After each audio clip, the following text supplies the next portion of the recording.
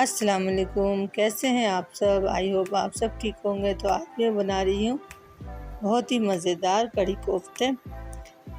ये रेसिपी आप सबको ज़रूर पसंद आएगी।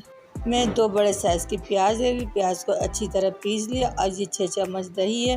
दही को मैंने अच्छी तरह फेंट लिया और ये कटे हुए प्याज एक, और ये खुश्क मसाले। खुश्क मसाले मैंने लिया है 1.5 चम्मच धनिया है, आधी चम्मच से ज़्यादा ज़ीरा और आधी चम्मच हल्दी, आधी चम्मच से ज़्यादा नमक और 1 चम्मच पिसी हुई मिर्च, आधी चम्मच से भी कम गरम मसाला। गरम मसाला मैंने जायफल, जावित्री और सब खड़े गरम मसाले मैंने पीस के रख लेती हूँ।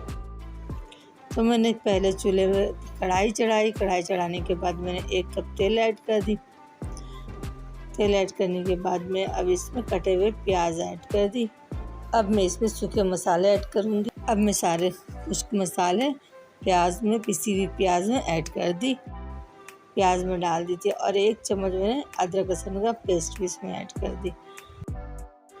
अब मैं कढ़ाई में खड़े गरम मसाले ऐड कर दूँगी।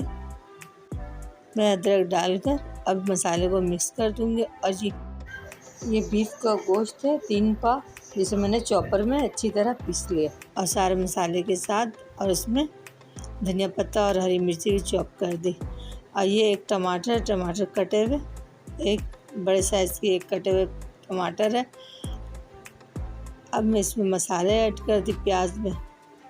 जब खड़े मसाले डाल दी तो अच्छी तरह चलाकर अब मैं इसमें मसाले मिक्स कर रही हूँ अच्छी तरह। जब ये अच्छी तरह मिक्स हो जाएगी, अब मैं इसे थोड़ी देर के लिए ढक दूँगी मसाले को। और यहाँ कीमा में मैं अच्छी तरह सारी चीज़ें मिक्स कर दी। यहाँ कढ़ाई पे मैं मसाले को अच्छी तरह भून रही हूँ ताकि तेल ऊपर आ जाए।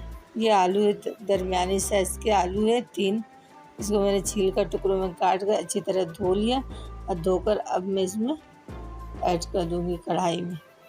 और ये कोफ्ते की शक्ल मैंने दे दी। और ये मसाले को मैं अच्छी तरह भून रही हूँ ताकि अच्छी तरह भून जाए। भुनने के बाद जब इसका तेल ऊपर आएगा तो मैं इसमें आलू ऐड कर दूँगी। अब मैं इसे अच्छी तरह भून रही हूँ।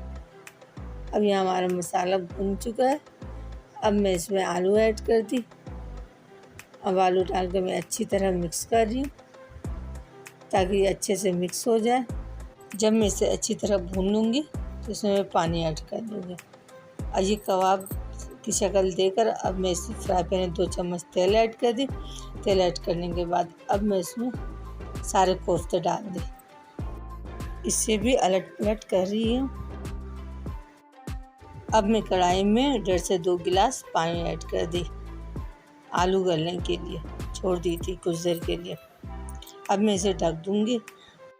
अब यहाँ हमारे कबाब तैयार होने पर आ गए तो मैं कोयले की स्मोक ऐड कर दी। अब मैं इसे कुछ देर के लिए ढक दूँगी ताकि इसमें अच्छी सी खुशबू आए। अब यहाँ हमारा सालन भी रेडी होने वाला। आलू गले नहीं थे, कुछ बाकी थे, तो मैं दोबारा इसे चेक करी और चेक करके इसे दोबारा ढक दे दी 5 से 10 मिनट के लिए। फिर जब मैं 10 मिनट के बाद खोल कर देखी तो हमारे आलू गल गए हैं, तो कुछ बाकी थे, तो मैं दोबारा इसे ढक दी। अब यहाँ पे हमारे रात का टाइम है तो मैं यहाँ पे रोटी बना ली और यहाँ पे सालन भी रेडी होने वाला है। तो अब मैं दोबारा इसे चेक करी आलू हमारे गले या नहीं, कुछ बाकी थे, तो मैं इसमें सारे कोफ्ते ऐड कर दी। अब मैं सारे कोफ्ते को कढ़ाई में ऐड कर दूँगी।